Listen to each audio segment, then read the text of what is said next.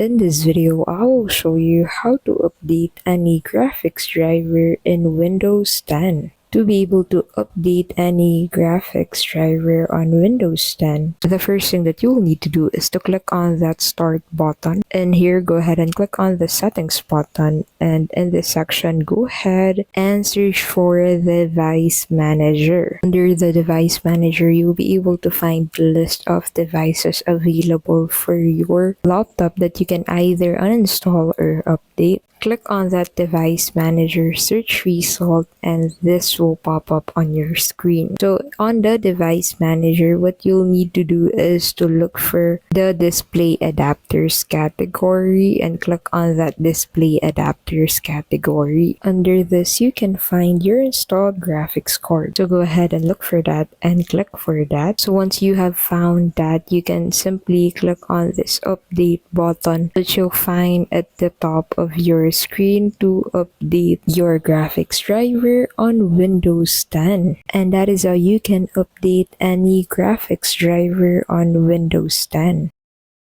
If this video was helpful, please don't forget to give this video a like, subscribe to the channel, and hit that notification bell to keep updated with our latest videos. Thank you so much for watching, and we'll see you in the next one.